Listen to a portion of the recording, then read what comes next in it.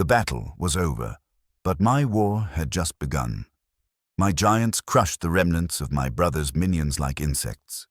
I had no time for empty victories. My daughter was moving further north with every second I wasted here. But the stone is wise. It does not kill the innocent. It only smells treason in the blood. No saviors emerged from the shadows. Only ghosts. And among them, Varian. He was just a squire when I left. A boy with dreams of glory. Now he is a broken man.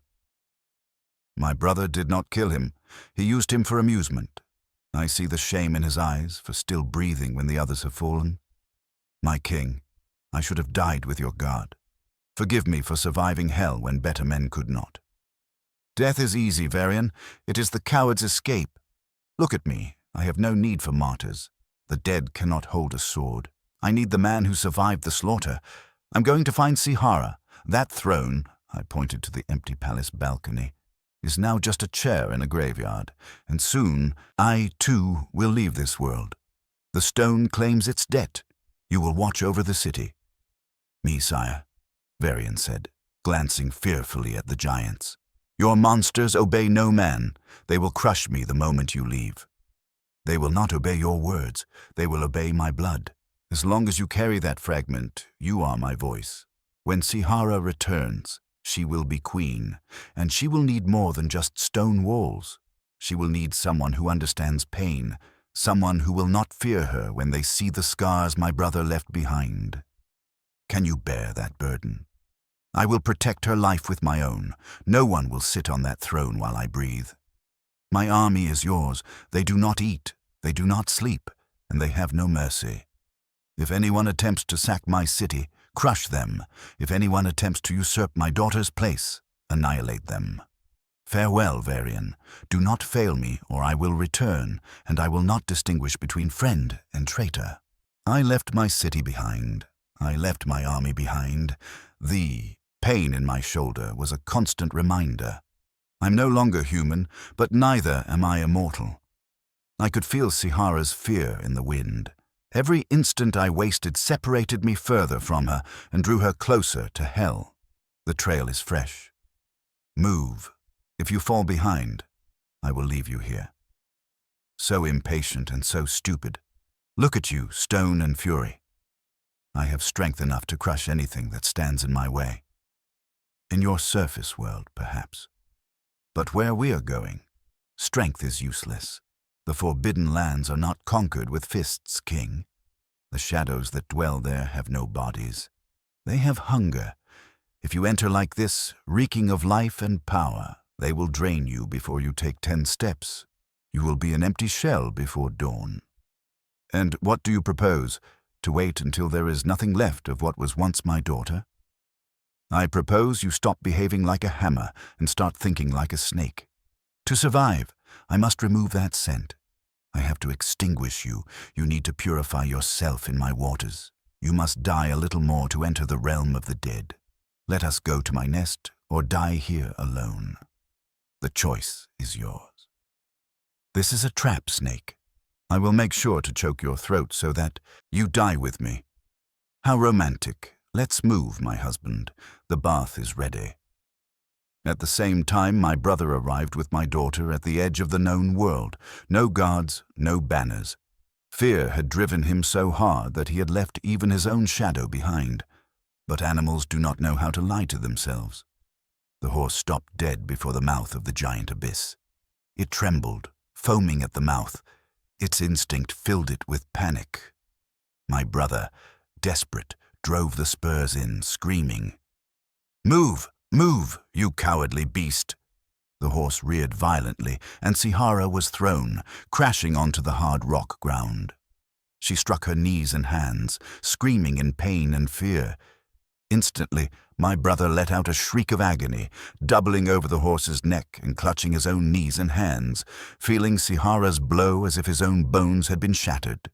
That was the price of his pact. He bound his life to my daughter's to use her as a shield without understanding that he was also putting on a collar of punishment. If she bleeds, he bleeds. If she suffers, he breaks. "You damn clumsy fool, get up. If you break anything, I swear you will pay for it." The horse collapsed and fell, dead weight to the ground, gasping its last breath. "He doesn't want to go in." "Even animals have more common sense than you, uncle. He knows there is nothing good in there." "Damn beast, no matter. We will walk. The Nameless One prefers silence." I woke up in the private baths of the realm of the snake women. All around in the shadows of the columns, dozens of yellow eyes glow. The other lamias watch, crouching, fascinated and hungry for me. I dropped into the water like an anchor. I sank, and the glowing blue water attacked the stone. The granite armor shattered and fell away to the bottom. Beneath, human flesh mutated violently.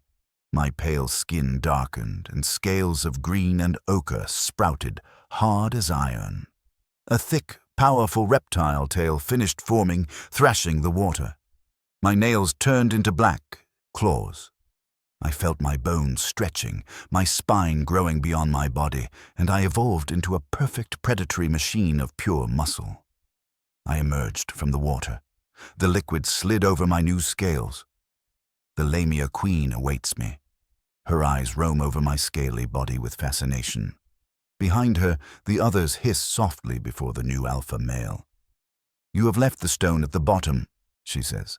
"Granite is for defense. The scales and the tail are for hunting." She beckons me. "Come. Before you dress for war, I want to know what lies within that new skin." Her intentions are clear. In my kingdom, the throne room lies in shadow. Dusty light filters through the broken ceilings.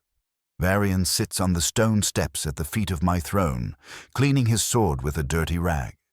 But my brother's rats crawled out of the sewers. They believed the lion was gone forever. They laugh, seeing him alone.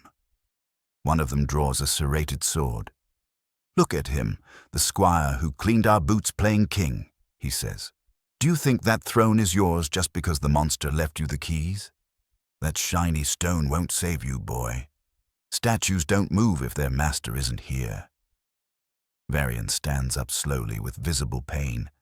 He limps on his left leg, but his stance is firm. He does not look at the exit. He looks at them with a new coldness. "I do not sit on the throne because it is not mine," he answers. "It is hers, and you are soiling her floor with your pestilence." They charge at him. Varian blocks the first slash. He dodges the second, but he is weak. A blow to the back, a kick to the chest. He is hurled against the throne's base. He falls to the ground, spitting blood. "We are going to leave you headless," shouts another, "and if they return, we will give it to them to play with. Finish him." He raises the sword for the killing blow. Varian does not shield himself. He clutches the obsidian shard at his chest. He screams with rage. "To me!" The ground shakes. A deafening roar shatters the ears. Those idiots didn't understand. The giants do not obey words. They have no ears. They obey my blood and my pain. And now that pain lived in him. Terror paralyzes the traitors. They flee through the balconies. My colossi smash them against the walls. "I told you that this floor is hers." The spiral staircase bored into the living rock, narrow, roughly hewn, vanishing into a black, bottomless abyss. My brother descended with caution, shielding Sihara from the drop. For if she dies, he dies. The path to hell has no gates. It is broken steps. My brother believed silence was his ally. He did not know that in the deep darkness, silence has teeth. Sihara clung to the rock wall, hugging herself. Her body shook uncontrollably. Her lips were blue. Right behind, my brother walked rigid. He trembled too. His teeth chattered, an exact echo of her cold. He stopped. He grunted, frustrated. He tore the heavy cloak from his shoulders and threw it over her. The fabric fell roughly. It covered her. It was not a tender gesture. It was a necessity imposed by the cold. "Cover yourself, damn it! If you freeze, I freeze. Stop trembling." Sihara adjusted the cloak without a word, her gaze fixed on the ground. She kept moving. The path closed in before them. On the left, the wet wall alive with seepage. On the right, the void, an endless drop. Behind, the darkness they had left behind did not remain still. Something moved on the cavern ceiling amongst giant stalactites. A pale, bony claw gripped the rock. A misshapen silhouette lowered itself in silence, clinging to the shadows. It followed them. It was not alone. Dozens of milky blind eyes gleamed faintly in the blackness above. They could not see them, but they were there, blind hunters that smell fear. They moved along the walls like spiders, waiting for the moment when darkness would devour them. My brother took a wrong step. The slab at the edge cracked under his boot and broke away. He slipped, his body pitched into the void. A stifled scream. Sihara reacted. Their hands met. The grip was desperate. A sharp pull. My brother managed to climb back onto the path. He fell face down.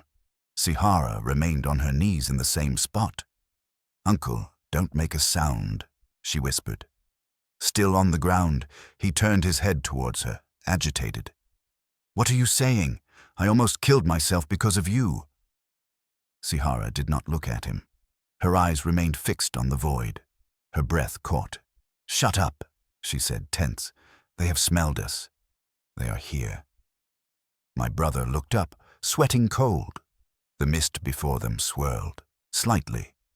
For an instant, barely 3 meters away, the mist parted. A pale face peered out from behind a rock column. It had no eyes, only nostrils that vibrated. My brother stood petrified, unable to breathe. Sihara closed her eyes. She pressed her back against the rock, resigned. From all directions, hundreds of pale silhouettes loomed over them. They descended. They were seeking a dark immortal to ask for his help. But to reach him, first they would have to survive his pets. I remained in the Serpent Queen's private chambers. Suffocating luxury, silk, gold. I cannot keep still. I pace back and forth, tense like a caged animal. My tail strikes the furniture. She is there, reclining among cushions, intact, watching me. I stop in front of the polished silver mirror. I look at myself, and what I see horrifies me. An impossible body and human muscle. That reflection is me. She wants me to rest. She wants to drink wine and talk about the past. But I have fire in my blood. I look at myself in a silver mirror and understand my true damnation. It is not death, it is this. If I manage to reach Sihara, if I kill my brother and set her free, what will she see? She will not see her father. She will see the nightmare coming to devour the remains. She glides behind me. She does not try to calm me. No caresses. She keeps her distance. She senses the violence emanating from me. You smell of panic, King, not from the battle. You are afraid she will look into your eyes and not recognize you. The last time she saw me, I was half a man. Now I am this. If I enter that cave like this, she will die of fright before I can tell her I am there to save her. Give me the armor, not to fight. I need to cover myself. I need to hide this cursed skin. She smiles, a mix of pity and admiration. You can cover the scales, but you cannot cover the hatred that has transformed you. Your brother did this to you. He turned you into a monster long before you entered my water. I seize the obsidian breastplate violently, and my mind travels for a second to the origin of it all, a flash of pure rage. We were born on the same day, he and I, the son of a concubine raised in silk. Since we were little, we already knew we were brothers. My father never hid it and recognized him. We played in the palace daily. Once by accident, I hit him in the eye with a wooden sword and he lost it. Now I know that he never forgave me. With the passing of time, the day arrived when I was given the throne and he was given the leftovers. When my father died, I tried to give him honor. I made him my general, but I never saw the truth. While I shook his hand, he was sharpening the knife. He always wanted to be me. And in his madness, not only did he destroy my family, but he achieved something worse. He did not take my throne, but he stole my humanity. He has dragged me into his same hell. Now there are no kings. There are only two beasts hunting each other in the dark. I finish adjusting the armor. I put on the braces and the greaves. I look imposing, a dark warlord, but the most important thing is missing. I grab the black silk cloak with the wide hood. Cover yourself, husband. Let your daughter see the shadow of the hero, not the face of the avenger. Let's go. The Nameless One has something that is mine. The Lamia guided me into the depths of the citadel, descending corridors where the stones sweated and the air smelled of sulfur and salt. The sound of roaring water grew, louder like a beast breathing beneath our feet. We arrived at a circular chamber, rough, no marble, no ornaments. In the center, a black hole in the living rock. The veins of the earth, ancient lava tubes that now drain the world to the bottom. They connect my nest directly to the Nameless One's lake. I lean over the edge. The void stares back. The black water moves so fast that it seems solid. It is a deadly slide capable of crushing bones. A human would die torn apart against the walls in the first kilometer. His lungs would burst from the pressure. But you are made of something harder. It is a suicidal path, but it is the only one you have. They are far ahead of you. If you survive the fall, perhaps you will arrive in time to see the end. If not, well, at least your corpse will be an interesting offering. I did not let her finish. There was no time for doubts or goodbyes. My daughter was descending into darkness, and my brother was already too close to his goal. I had to close the distance with blood and speed.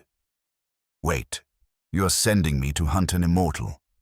My strength can shatter bones, but he does not possess human bones. If I cut off his head and it grows back, my daughter will die while I tire myself striking the air.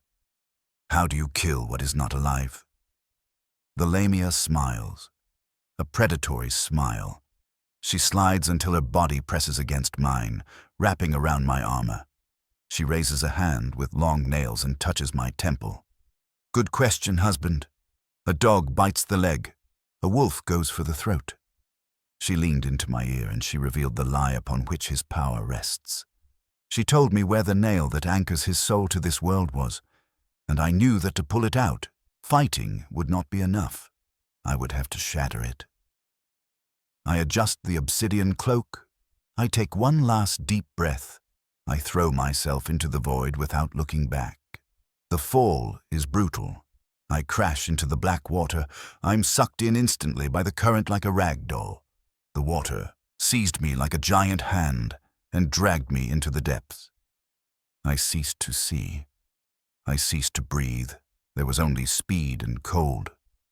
I was coming for you, brother, and though hell is deep, I was falling faster. Silence. Absolute. The bottom of the world. An infinite lake of black ice stretches beneath a perpetual mist. Here there is no throne, no walls, only the cold void, the place where darkness and the beast dwell. While I fought against the current in the tunnels, they reached the end of the journey, the black ice. My brother did not put shackles on my daughter. He couldn't. The slightest touch of metal on her skin would have been a blade on his. He kept her bound with something worse than iron. Fear. The beasts of the underworld have followed them from above, a pale and hungry horde. She walks by his side. She knows that fleeing means dying alone in the dark, devoured. He watches her with paranoia. He knows that if she stumbles, he falls. My brother stops in the middle of nowhere. He falls to his knees on the ice. Sihara stops a few meters away, too exhausted to take another step. The hordes smell their master and vanish into the mist. He raises his empty hands toward the mist, but not in humility, but in rage. Master, I have returned. He cheated. The Serpent has turned him into a stone monster and placed an indestructible army at his command. And I am still a man. This is not fair. Sever this cursed bond. It is my only weakness. Remove this burden and give me the power to crush him in your name. Balance the scales.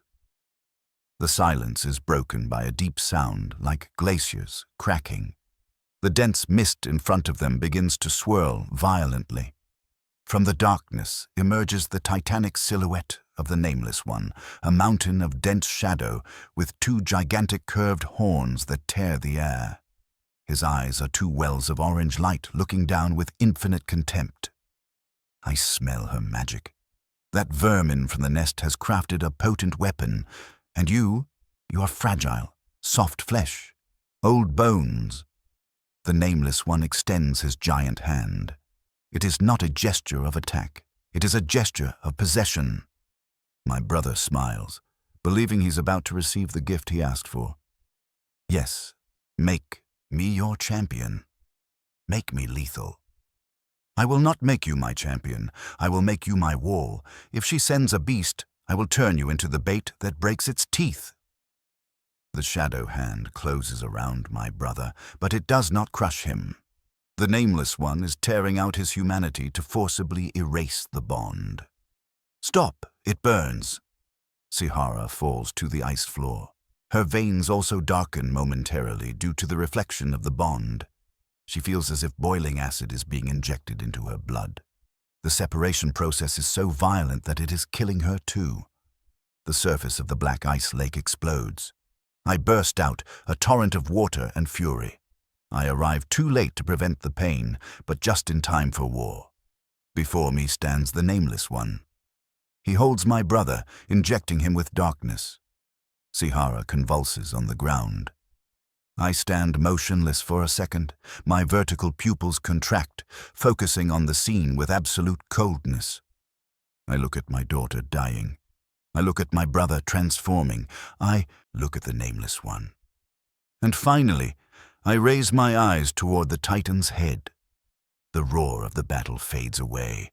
The whisper of the Lamia slips in. His horns are the pins that hold his soul to that false body. They are his anchor to this reality. If you rip them out, if you shatter his crown, the void will swallow him back. I run on all fours. He drops my brother. He tries to grab me, but he is too slow. I crawl at inhuman speed. I jump onto the Nameless One's body. I dig my claws into his obsidian skin. I climb up his chest, his shoulders, like a lizard on a wall. I reach the faceless head. I throw myself onto the right horn. He tries to tear me off, but I am a stone tick. Go back to the pit. Crack. The sound is like thunder. The right horn snaps off completely. The Nameless One releases a scream that is not sound. It is a vibration that cracks the ice on the ground. The Titan's body begins to flicker, losing consistency. I do not stop. I jump to the left horn before he can react. Same technique. He hits his head with his giant hands. He tries to crush me, but I withstand the impact. I pull with all my hate. The effect is immediate. The giant of shadow and ice collapses in on itself. The darkness is gone, but the silence it left behind was worse. I drop to the ground. I crawl desperately towards Sihara. I reach her. She is pale. She does not move. She looks dead. With my hands of monstrous claws, I touch her with infinite delicacy. I caress her face. My daughter, Sihara, don't go. I love you. Please live. Eternal seconds pass. Sihara takes a sharp breath. Her eyelids flutter. She opens her eyes. The first thing she sees is the reptilian face, the scales, the teeth. She recoils in terror, about to scream, but then she looks at the eyes. They are yellow, yes, but the gaze is his. Sihara stops trembling. She raises a trembling hand and touches the scaly cheek. Dad, you came. I close my eyes. Relieved. Suddenly, Sihara's gaze changes. She looks over my shoulder. Her eyes go wide with horror. She raises a finger and points. Dad, watch out! In the background, my brother's body rises. He's no longer human. The process was interrupted, but the damage is done. It is a mass of asymmetric muscles, black veins, stone skin. It has no soul. It is just pure rage, brute force, a flesh golem that only knows how to hate. The immortal was gone, but he left his trash behind. My brother was no longer there, only his envy remained, giving shape to a body that felt no pain. My brother's monster roars. He charges at us like a siege bull. There is no more fear for Sihara. She is alive, the bond left with the Nameless One. Now it is just flesh against flesh. The clash is brutal. He strikes, but I am an apex predator. I dodge, I strike, I tear. This is not a fight. It is a beating, the accumulated vengeance of years. I remain standing, breathing heavily over the remains of what was my blood. The silence returns, but then I notice something. I turn my head toward the shadows surrounding the lake. In the darkness, hundreds of white blind eyes light up. They have been watching all along. They have seen their master fall. They have seen the usurper fall. And now they look at the new alpha. My claws dig into the volcanic rock. I do not look back. I do not look down. The shrieks stalk us.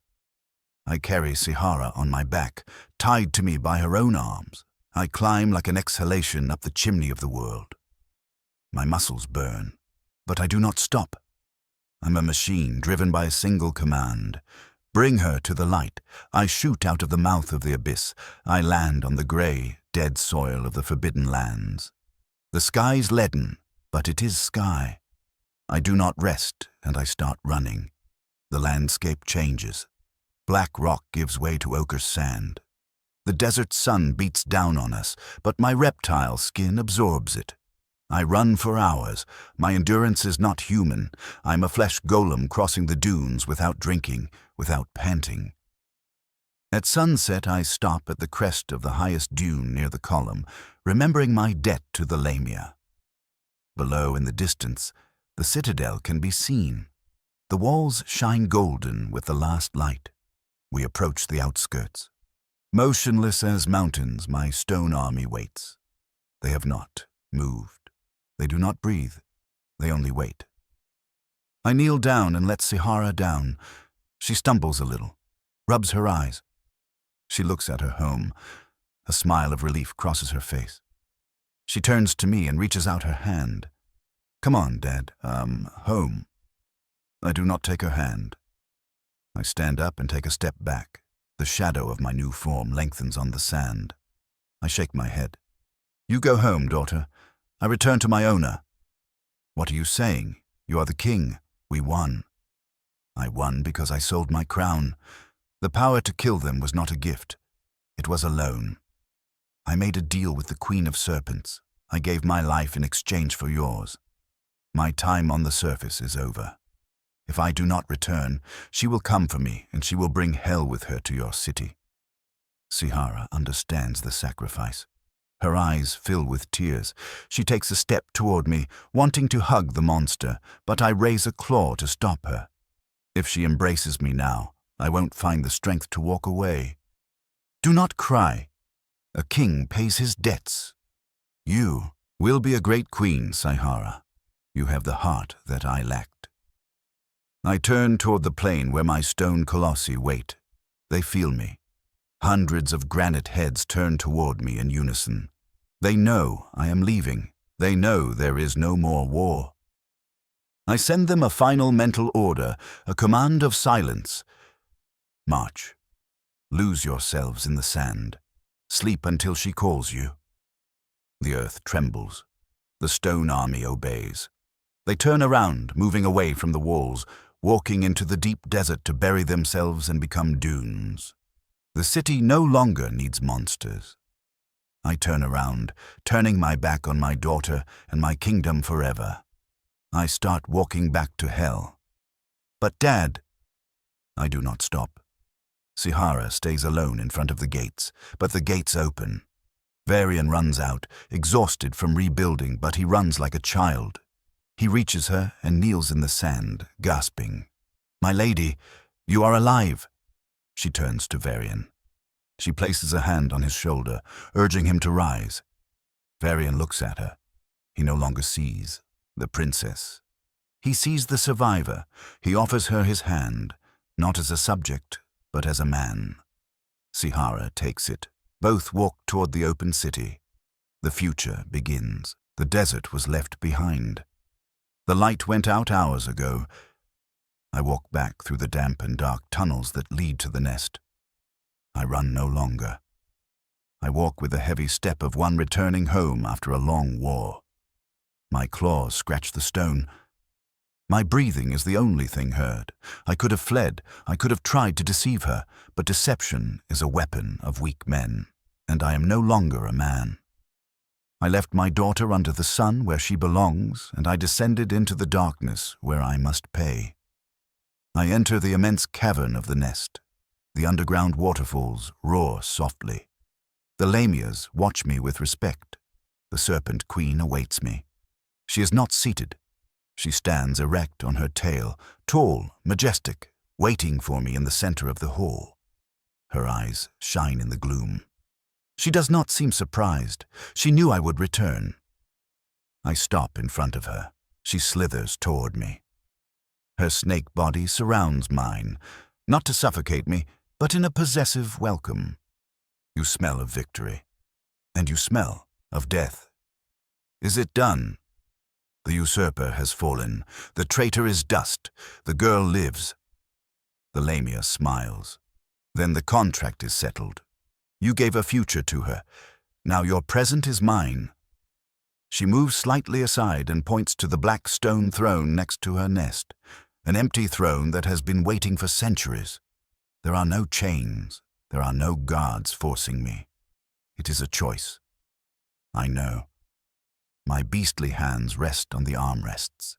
The lamia approaches and coils around the throne, resting her head near mine. It is no longer a witch and a victim. We are the king and the queen of what lies beneath.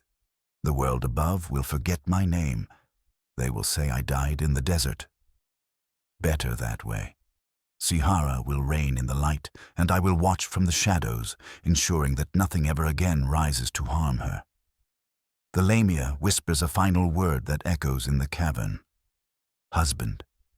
Envy and hatred are seeds that all you humans carry within. Some fight it, while others embrace it until they become monsters. Helping those who hate you will never extinguish their grudge. Now I understand that there are natures so dark that no gesture of kindness can ever save them. Dear community, a promise is a debt. Here ends for now the journey of the fallen king. I want to apologize for the wait. I know it has been long, but this story became a narrative beast that demanded the best of us. We have worked against the clock, sacrificing time and holidays with our families, because your passion deserves an unbreakable quality. We didn't want to deliver anything that wasn't epic. Thank you for your patience, for your support, and for being the fuel that drives this channel. I sincerely hope that this ending has lived up to your expectations. I wish you a Happy New Year. May 2026 bring you strength, light, and great stories. If you like the sacrifice, leave your like and comment. See you very soon. I cannot close without honoring the new members and the super chats. You are the pillars that sustain this kingdom. Thank you for your loyalty and for making the legend continue.